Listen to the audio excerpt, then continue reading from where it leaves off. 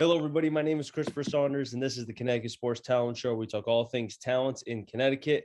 And on today's show, I'm pleased to have a Danbury Hatter from the baseball program. He's a sophomore, a southpaw, as myself was way back when, left-handed pitcher for people who may not know, Charlie Solimine.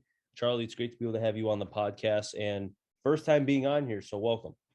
Thank you for having me. You know, Charlie, obviously what you guys have done, I know you've hit a little bit of a snide, lost a couple games in a row against a very good St. Joe's team and a Ward team as well, and we'll get into that later. But I kind of want to talk about yourself a little bit because, you know, sports find athletes differently. And how did baseball find you? So growing up, my parents, they wanted me to get involved in doing sports. So like basketball and football and baseball. So they put me into baseball, and the first minute I started playing like T-ball, I just thought it was awesome. It's just fun being outside and running around and having a good time. And as I got older, I realized that maybe I can take this more seriously and start, potentially putting myself out there to coaches so I can have more fun playing at a higher level. And as you started to mature and grow, I mean, would you say that you were a raw talent, or did you feel like you had some ability at an early age? I would say most of my ability came from a lot of practice and reps with my travel teams, especially starting with 12U. A lot of my coaches, they were always there for me. They always wanted for me to push myself and get better and grow mentally and physically. So, and as soon as I got into high school, I started feeling like I could take this a lot more serious. And my freshman coach, he saw something in me. So that's part of the reason why I've gotten so far from coming from a freshman to now a sophomore. And as you continue to grow, man, in the early stages, being a left-handed pitcher, being a left-handed person, did you kind of gravitate to the mound instantly, or was it something where it kind of just came naturally in a sense? Well, my first position when I started playing like rec league when I was younger was pitcher. And I felt that this is where I felt the most comfortable and I had the most fun playing. Obviously there has been rough times and I felt that I couldn't do this when I was younger, but I kept pushing through it and realized that this is where I feel comfortable. This is where I want to be every single game. Now, when you say that you were trying to find your comfortability and that you went through some tough times, were there seasons or outings early in your career where you felt like, or not even feel like, but the result was not there, that you were getting hit hard? Is that what you're trying to say? Yeah, 100%. I felt that many times, but my coaches, especially when I got older, they kept telling me that this stuff happens and I had just to overcome it. And that's what I've learned to do. So how, the mental side is huge for everything. The game of baseball, for example, and I've always believed is 90% mental, 10% physical. If you lose the mental side, then you're done. I mean, you see in professional sports, Ben Simmons, you're probably too young for Chuck Knobloch with the Yankees way back when, Rick Ankiel, who had another lefty, speaking of lefties, threw a hundo, but couldn't find the strike zone, had the yips. It's all about confidence. For you, growing that confidence, did you feel like getting those outings and just going back out there, you wanted to try to prove to yourself, yeah, I can do this? Talk to me about that. So even if I had a good outing or a bad outing, I always would reflect on it. So if it was good, I would think about why it was good and what I can consistently do, like that mental part of like repeating and repeating. But when it was bad, I would just focus on why it was bad.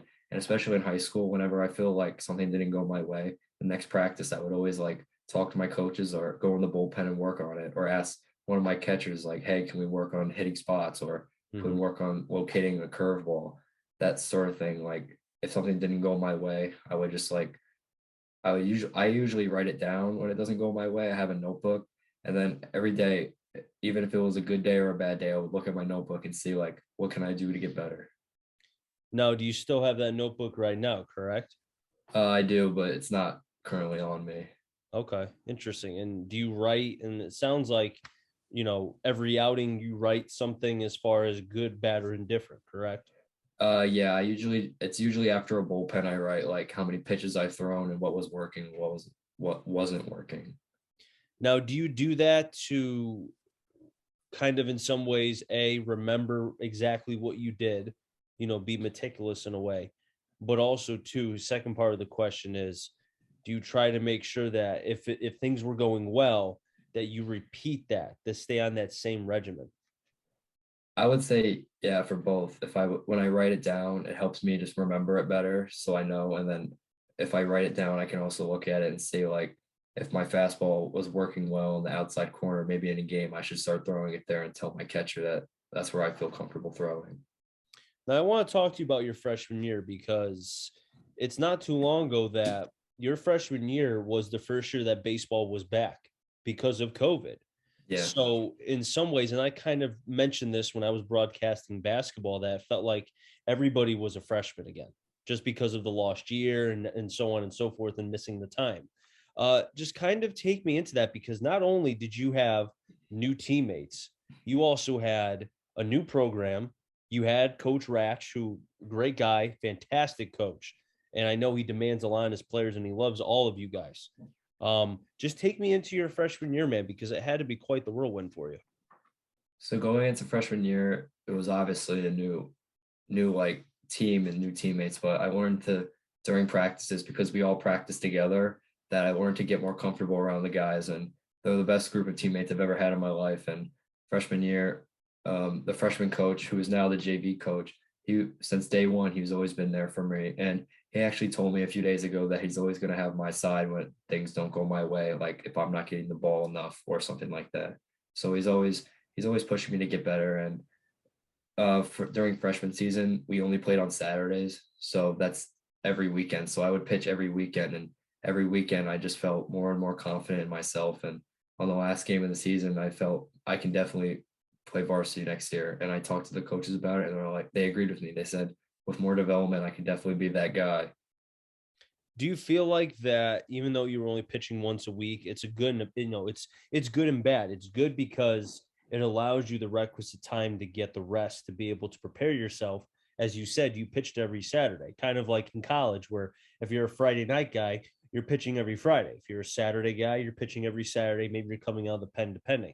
But the Mhm. question I have for you is, do you feel like that it gave you the requisite time to be able to get the work in, but also too, it allowed you to be able to reflect and work on the stuff to be able to improve your game on the bump? Well, yeah, freshman year practices, they didn't change. They're the same they are now. But the thing is that I throw more this year than I would last year. Like maybe last year I threw two bullpens a week, but this year I'm moving on to throwing them more like 3 days a week because I need to get I need more work in this year because there's more expectations on myself. As of last year, it was just kind of the year to develop my skills to see what I can do.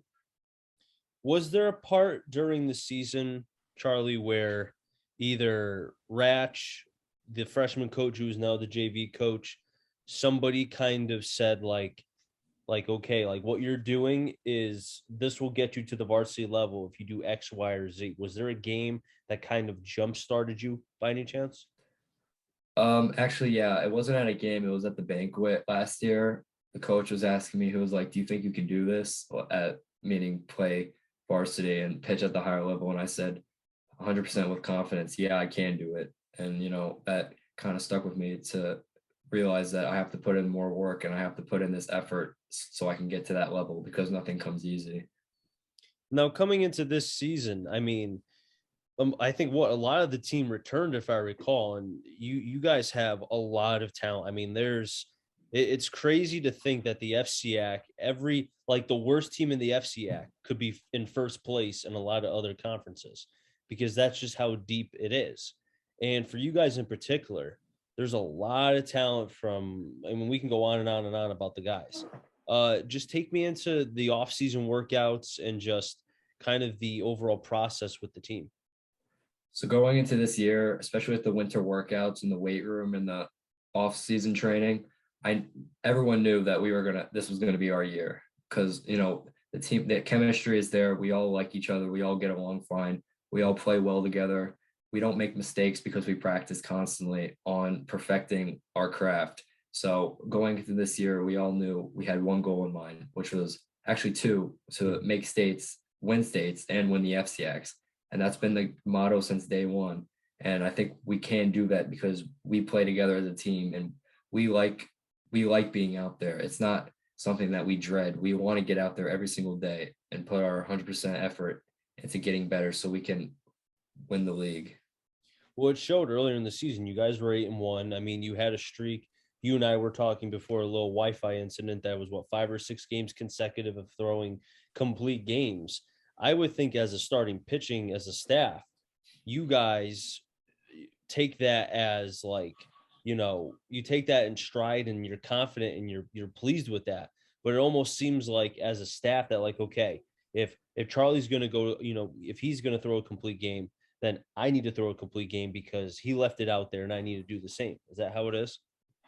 Well, not really, because we also have a very good bullpen. Our bullpen, it doesn't go very deep, but it's very consistent. We have great guys that are always there to get the job done if things don't go our way. The only thing is that our starting pitchers, we have Ty, Jacob, and then me. We don't get tired. We spend a lot of time practicing on our endurance, like doing little stuff that you wouldn't think would matter, like running and doing all those sprints and stuff. But it's to build the endurance to go all 7 innings. But recently the streak was broken and we didn't finish our complete game streak. But our bullpen, it came in and backed us up, and that's why they're there. They're the guys that we rely on secondhand. Would you say that even with the 2 recent losses to St. Joe's and Ward, that not to say that a loss is good, but a loss can be a good thing as far as it's during the regular season if you're able to learn from that and then not just figure out what the mistakes were and grow, but like you said too, you went into that St. Joe's game maybe a little bit too kind of a little bit a little bit too excited, and then it kind of brought you guys back down a little bit. Would you say that? I would agree with that. Mhm. These losses are definitely going to help us realize that we still have to keep working and nothing comes easy. That teams, they're going to hate us. We're going to be the most hated team in the league, like we always are every year. And that if we have to just keep our heads down and keep working and win these games like we have been doing. Now you say you guys are the most hated. Why? Why is that?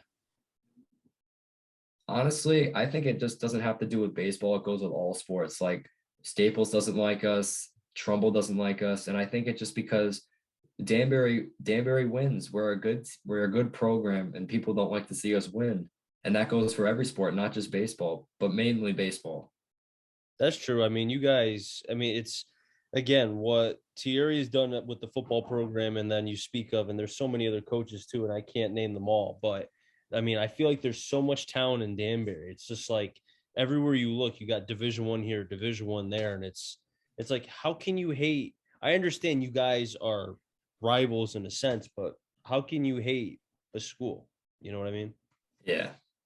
But I don't know. What do I know? But Charlie, it's great to be able to have you on the podcast. I love being able to talk with you about the Danbury Hatters and kind of what you guys are able to do. As far as the team itself, and I know that uh, the second half of the season is underway in a sense, and before you know it, you guys have the FCX playoffs. Then you have states. I mean, how is the going through the FCX? Would you say it's kind of like playing in a playoff game every single game? Absolutely. I would say this recent game to against Ward today was like an FCX game. The energy was there on both sides, and it didn't end in a mercy rule or a huge lead. It ended in 2-1, which is like an FCX or a state game. And Coach Radford says after every game, win or loss, if it's close, this is what a state game looks like, and that's just to like prepare us to realize this is what it feels like, and that if we can do it now, we can do it later. And so far through the season, if you had to grade yourself on the mound, on the bump, what would you give yourself? A, B, C, D, F, or in between? What would you give yourself? I would give myself a B plus, and I would give my infield and outfield an A plus because they make every single play and they have my back. The only reason I give myself a B plus is because I have to show a little bit more because the teams I've pitched against so far, because I'm 2-0, Mhm. they haven't been the best teams. They haven't been like Ward or St. Joe's or Trumbull. So if I get the opportunity to pitch against a good contending team and I can prove myself there, I think maybe that grade can go up a little higher. But I can't do it without my infield and my outfield. Like they're the best. They're the best. Like I love those guys so much. They make every single play. They have my back, and it feels great being out there knowing that these guys will make the play for me. And let's put some names to these guys in the infield and the outfield. Would you like to name them? So I'm gonna start off with Ty, who plays short. He makes every play. He brings energy. He has my back through everything.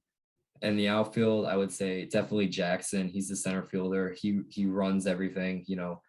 He's always there for you. If something doesn't go your way, he picks you up. And it basically goes for every guy. Every guy picks you up. Like before every inning, they after the warm-up pitch, they come to the mound, they give a little fist bump, and they do this for every pitcher too. They say you're gonna do great, and they keep saying, keep dealing it.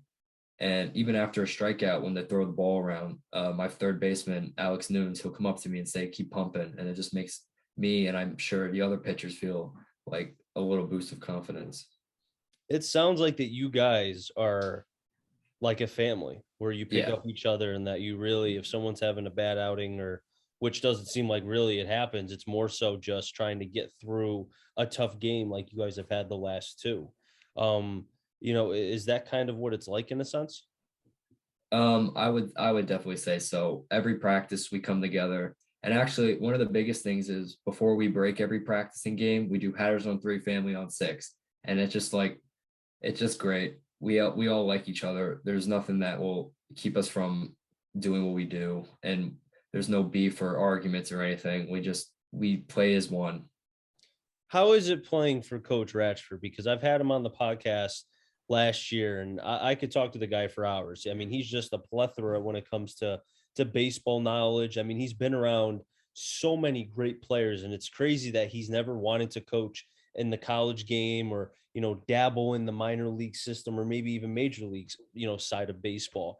You guys being around him is a true treat. Do you guys feel that same way? I would absolutely say so. He treats us like family. He's not the type of coach that gets mad at a player. If something doesn't go right, we work on it in practice, or he tells you what happened and how we can fix it. And he doesn't just say what happened. He like deepens into what exactly happened. And that's usually why we don't make much errors or mistakes, is because we practice it so much. Now, are with him being kind of like an old school guy, is he or have you guys as a program adopted some of the new age stuff with spin rate, Rapsodo trying to measure it, being a pitcher, measure the spin rate on the ball kind of when it releases your hand, blast motion rather with the bat speed. Are you guys doing anything like that or no? I wouldn't say so. During the off season, the only high tech thing we might have is a radar gun, and that's it. Okay. Interesting. And I know some schools are kind of dabbling with that, but there's nothing wrong with kind of staying in what you guys are comfortable with and what works. You know what I mean? Yeah, I understand that. He's more of the old school kind of coach. We work a lot on bunting and delay steals and fake steals and all that stuff that you wouldn't see many teams do, and one of our favorite steal signs is the delayed steal, and teams don't know how to defend it. It's because they don't see it as much. And I would say we're the only team in the FCX that preaches on base running and bunting and running the bases and all that. Now, why would you? I don't want to say you in particular, but why do you think the game, as far as the high school game, because it's happening in college and it's happening more so in the pros, where it's just straight base to base, home runs, the 3-2 outcomes. Why do you think the game is kind of shifting that way? I like to ask because asking a younger person, typically I get very interesting responses. So that's why I ask you. I would say a lot of it, maybe for the high school and college guys, is to just get noticed by the big level coaches, because they think that hitting all these home runs and throwing like 95 plus will get them into where they need to be. But like, if you can hit the baseball and you can, find gaps and you don't always like swing for the fences, then that works too. Like, you just need to help your team win. It's not always about you, like just hitting that home run or, you know, throwing 95 plus every game. You got to help the team win, and you can do that by base running and bunting and all that old school you don't see anymore. Now, Charlie, before I let you go, and again, I really do appreciate you coming on. What can people expect from the Hatters for the second half of the regular season when it comes to the baseball team?